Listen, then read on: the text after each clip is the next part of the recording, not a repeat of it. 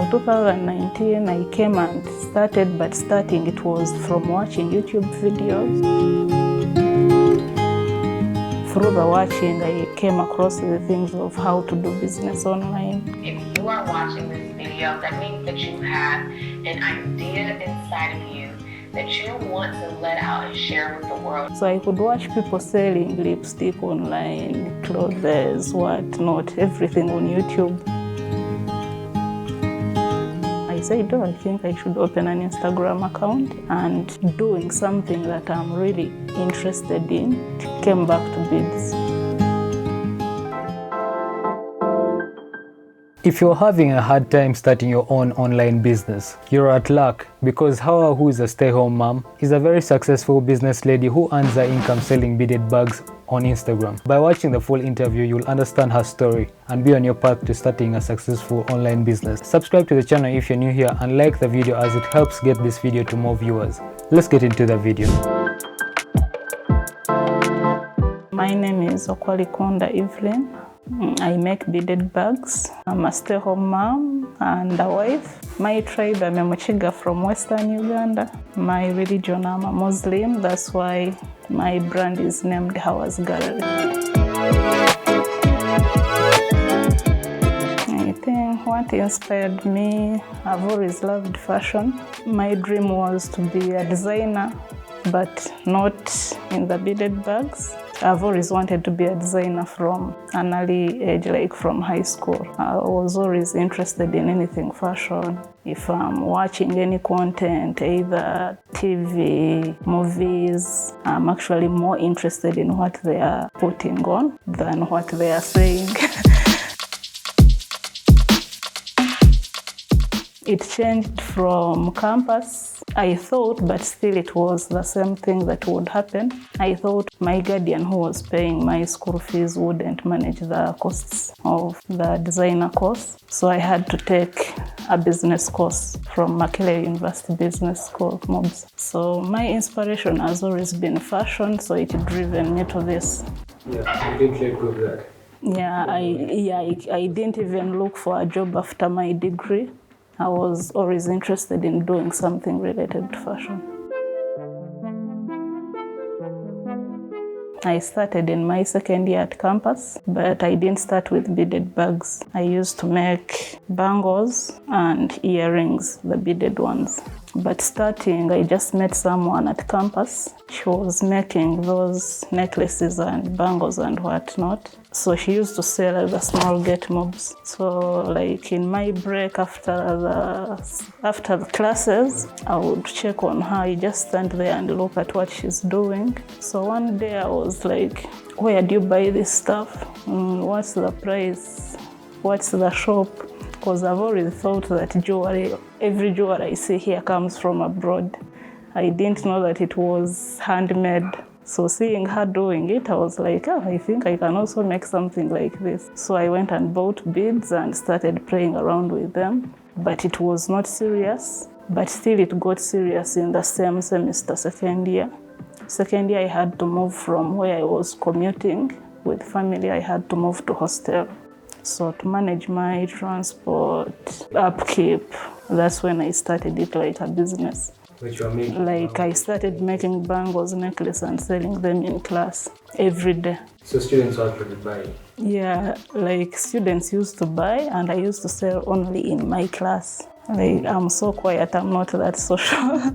So I used to come with my bangles, like 20 of them. I sell only to my classmates. So my classmates connect me to their friends at hostel. When they go with the bangles, they're like, my friend said also wants like 2 of these, or in this color. So I kept getting clients from my classmates. I didn't go outside class.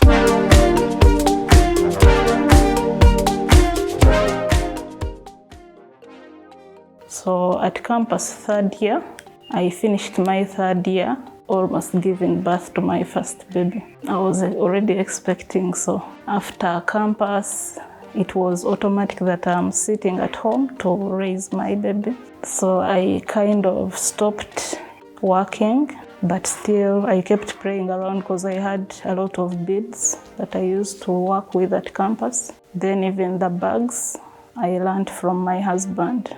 That's how we actually met. He was in the jewelry, selling the material and what. So he taught me the bags. By the time we were together, he's the one who taught me the bags. So I went from jewelry now to the bags. So I kept working the bags, but I would just give them out for free. It was not business still. Like I could make a bag, and if someone loves it, take it. Because people were not buying. Or where I used to stay, people were not buying. So starting like selling, I kept working. So being a mom, the responsibilities, like we are all young. I was 21, having my first baby immediately after campus. So all those dreams of I'm going to get a job and do this and that, like they were all on pause. I think that triggered me, like I need money, I need this and that, but there is no way I'm going to get it without money. And still I couldn't look for a job because my daughter is autistic. I had to stay at home for her. I couldn't get a job, like I was not secure to give her to someone at that young age. So I had to raise her myself, but I kept saying I have to do something to get money. So I think 2019, that's when I was like really pressured, like pressure was coming from everywhere. From being a mother, having responsibilities, like you have dreams. My dreams were still there, like I still want to do something for myself. Pressure from friends, like I had got like discouragement from friends, like no, this can't work. People no longer buy those things. So it was too much for me, like I wanted to do something, like to show people that I can do something for myself.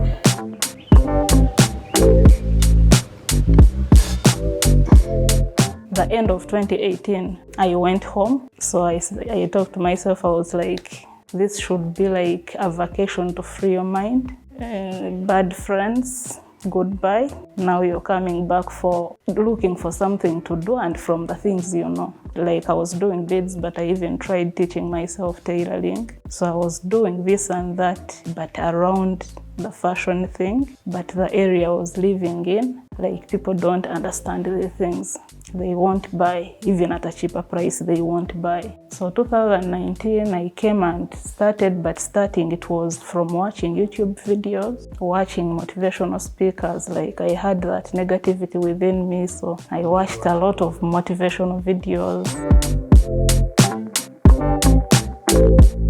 Through the watching, I came across the things of how to do business online. I watched those. So I could watch people selling lipstick online, clothes, whatnot, everything on YouTube. Then I watched these people who train like how to start a business online. I didn't even have Instagram. So from those videos, I said, oh, I think I should open an Instagram account and doing something that I'm really interested in and I have experience in. It came back to beads, because for tailoring it was just trying. I had no experience and I couldn't afford to get someone to teach me. But for the beads, I already knew and the capital is less, so I had to set off again. But still setting up, by then the market was really down. Like these other usual beaded bags, I don't know whether you've ever seen them, but they were already common.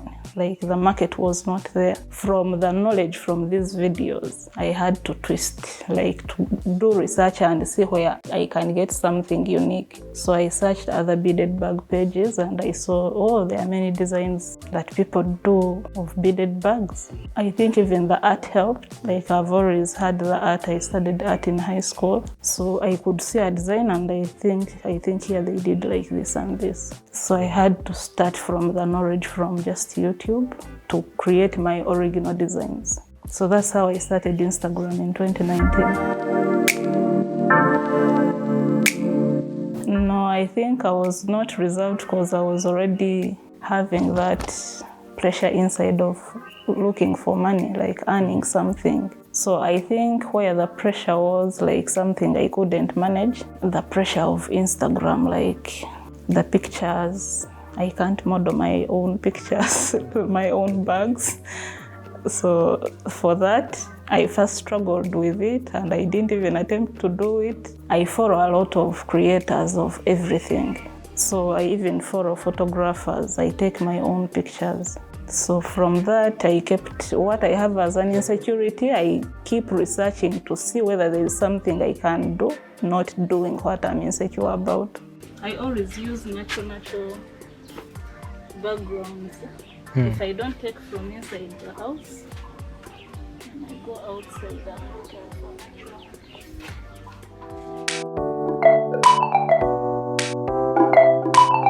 Now the pricing thing is also, I think, another story. I used to make bags and sell them. I think it was like 50,000, the highest. 2019, I didn't have any client from Instagram. So 2020, I have a few, like 3 clients from Facebook. Yeah, then lockdown came in. So when lockdown came in, people I think were on phone. Then there is this other designer, she does crochet work. She's called Nina Mire. Her page is Nina Mire. She does swimwear, but in crochet, handmade. So she reaches out on Facebook. I used to follow her. So I see her message and I'm like, oh, I think she wants to buy. I used even to make waist beads. Like the bags had no market, so I was making money from the waist beads because the bags were not moving, but I was still pushing the pictures of the bags. So from Nina, that's when I got, because she was like in 14K followers. So she was like, I wanted us to do a collab, you do something in beads so I can pair them with my own work. She sent me pictures like an inspo. I created, I failed. No, be patient, just give it a try. We shall come up with something by the time we want to launch. So it was successful. We launched together. So from her page, by then I was at 500 followers with no client from Instagram. So from her page, I gained more followers. I think like in a month, I was at 1,000.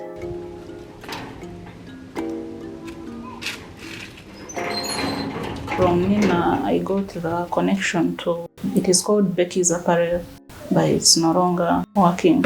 It was in Kamocha, cement.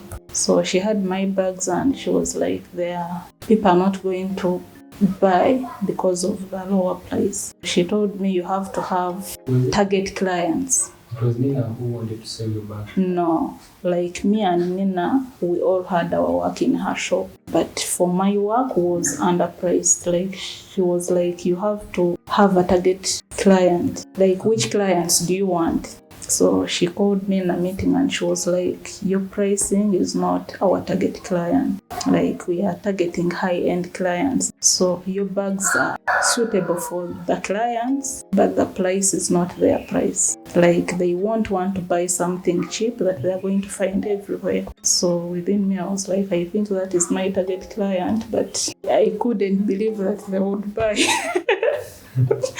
So from your area? Yeah, from the area I've been living in and starting the business, even 50K was too much for people.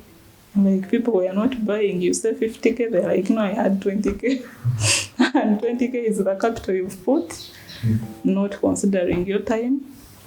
So she was like, you have nice work, but you have to give it a price. They are your original designs. Like people love your work, but give it a price. And me myself selling, because she was going to take a percentage from the sale. So she was like, I also need a percentage that is going to motivate me. Like you've sold 50, I take 20%. How much do you get you as the owner of the product? And how much do I get me who is going to talk to your clients to convince them to buy? So she was like, just go home. I'm not telling you to set your price either high or what. Just go home and sit down and think about which price would work for you in this market you've come in. So I had to shift the prices to 100K like that.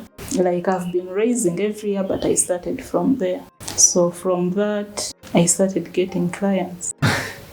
And the clients who are serious, like with buying, they don't even bargain. Like someone loves the bag and really knows how much time you've put. Like they really love what they are going to buy. They have no questions. Oh, maybe you're expensive because it is worth the product they're going to take.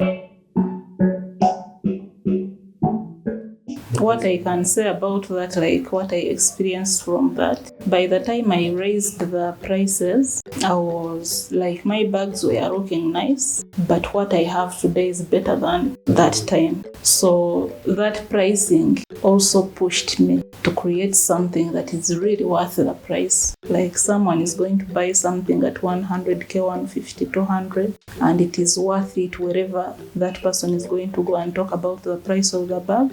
People won't question it unless they don't understand what the person has bought. So it pushed me to do quality. Like if you raise your prices, then you also have to trust your product. It has to match the price you're giving it. So these beads are plastic beads.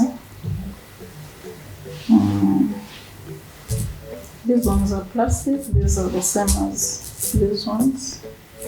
They are pearls, but not original pearls. So this is plastic, but somehow shiny on top. They don't fade. They remain like this. But this one, it depends on the handling. If you're not good at handling, anything can scratch it and this color on top goes off. So that's why I choose to use this. There are even glass beads in the market, but I don't use them because they lose the shine after some time, and they even lose the shape. The bag might lose its shape after some time of using it.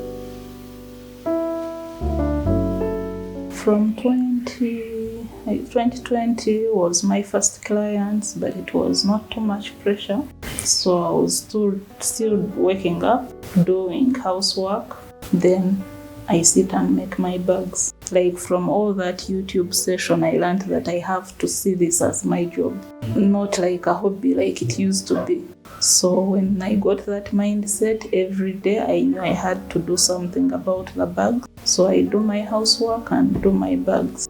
So 2021, it became serious business. Though I could get clients, I think like a month wouldn't end without getting at least like 3 clients. There it was still not too much pressure, but wanting to grow the page, I used to keep creating, to have new things to post, to keep my page active. So it was kind of pressure, but still not too much. So by the end of 2021, it got to serious business. Like I got even wholesale clients coming in, but still once in a while. But like orders started coming in, and I first struggled with the timing, like timing the clients, because I was still on that pressure of I have to make money. So when the client comes in, I don't think about my side. I only think about delivering to the client. So this side I'm working on pressure. Like my side work as a mom, as a wife has to move on. Khalid, you come. And I have to deliver in the time I promised you to deliver. So there, the pressure was too much. Like the business had progressed. I started like getting someone to help me with the housework, buying home appliances to help you with to reduce I think I started with the appliances to reduce the housework. So now I get someone to help me with the housework, then I'm 100% business.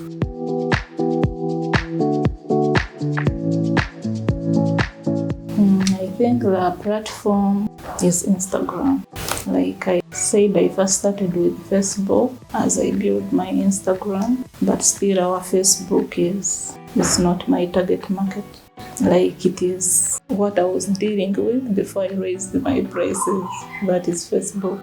So like my prices, I won't get people on Facebook to buy my products. They will say it is expensive. So my whole concentration is learning how to use Instagram, because every time it keeps changing. So someone to do business on Instagram, you have to be flexible, because it is a lot. Like I learned photography from just YouTube videos to know the lighting, background. I follow other fashion brands to see how they set up their photo shoots, like how do their pics look like, what are the props in the background for their pics. Like it is a lot you have to look at to succeed on Instagram. And my following is organic, like I've not bought followers apart from like working with people who have a big following. For the collaboration, I don't mind the number of following someone has. Collaboration is all about working with other people, because however small their audience might be, but it might be my target market. Like I've done some collaborations that have small following, either 1,000 followers, but they are all my target clients. Like I get clients from their audience. If you happen to be interested but not ready to buy, I can make you a free bag. You take nice pics, like you give me the content, I give you the bag, because they are content creators and they are paid to do whatever they are doing. So the bag works like the payment. It has worked like people knowing about my bags. Like people don't know me as a person, but right now there are many people who know our skill.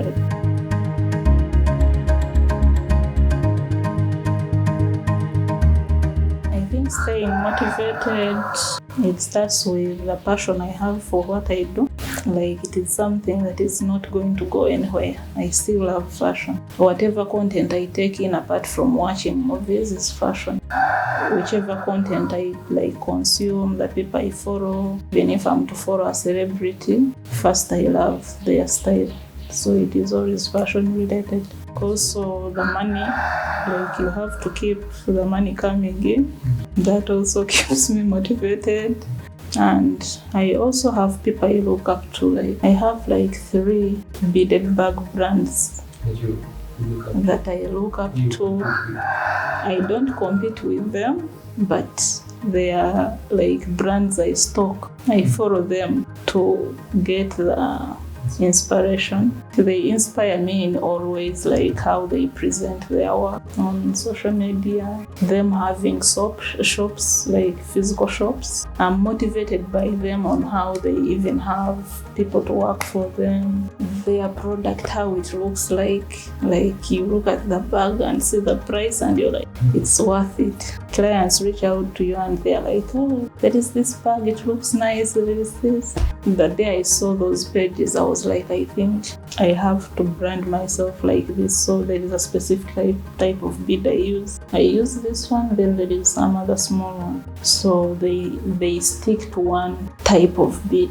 That also keeps me like grounded to what I'm doing. I'm like, yeah, my work is now at their level, so I don't have to move here and here. And the feedback from clients, they love the work. So I have to keep creating around this specific type of bead. Like if you're outside there and you see a bag, you know this is from how.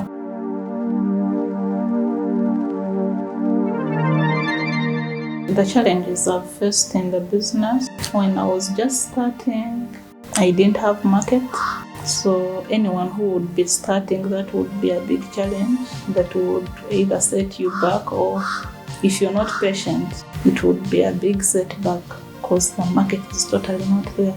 You have to push hard to get the market. When the business has grown and you're out there, our country, our Ugandans, they don't appreciate craft work. Like my biggest market are not Ugandans. They are outsiders who are living in Uganda. So like we still have that challenge. If you're to penetrate the local market, then you're going to sell like at a low price and they might still not buy. Like they want these flashy things, H&M, Gucci, even if it is fake, but they won't take your original work.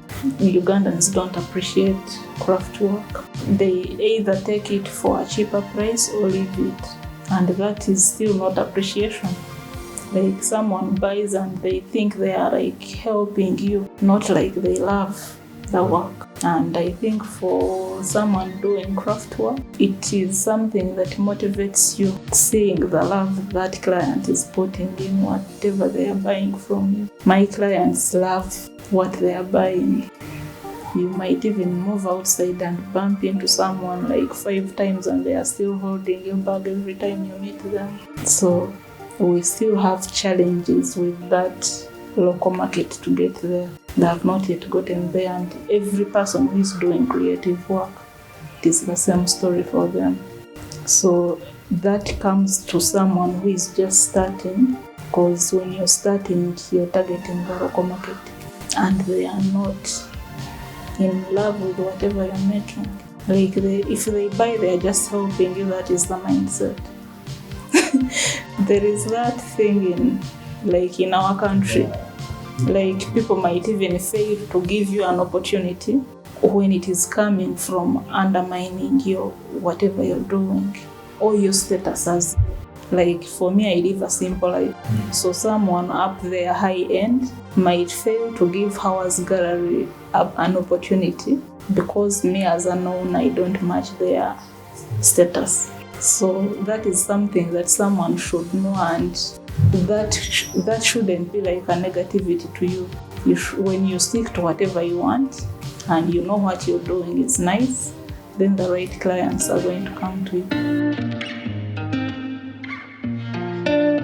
You should first know what you're going to make. You might not be perfect, but your goal should be perfecting. With time, you just keep improving. You just try your level best to perfect your product. You have to be consistent, because that is the only way you're going to grow your following. You have to have the passion, because it really needs patience. Some people think you're going to come and take off, but you have to wait. Like those followers are going to come in, but some might not be potential clients. They're just following. The passion will give you hope, and researching on how, because every time it keeps changing. Like we've passed some period where the videos were working more than the pictures. Now, like me, I don't use videos a lot, because the videos, I think there is too much pressure on wanting the video to look nice, and the picture, you just get that background and it's done. I think even investing, you can start with what you have, but you just have to know that you have to invest in like the appliances to use, the camera, good camera, because online you're not seeing the client. The client has to see the picture to love and buy. Invest in a good phone. I started with an MTN Ferro. I went to the Spark 4, so now I've bought a new phone, still business best, not like, oh, I want a new phone, but just for a good camera. Some people say the internet is the future. I don't know where you stand on this, but after watching Howard's interview, I guess you have a better understanding of what it's like to do business online. I hope with this interview with Howard, your mind has been opened to the possibilities that you can have by starting your business online, by reaching out to people online. If you don't have a physical store, this is something that you can definitely look into. Start an online business. Howard is a stay-home mom, and she's a successful business lady as well. Something that you can pick up as well and start your business. Like the video if you haven't yet, subscribe to the channel if you haven't yet, and I'll catch you in the next video.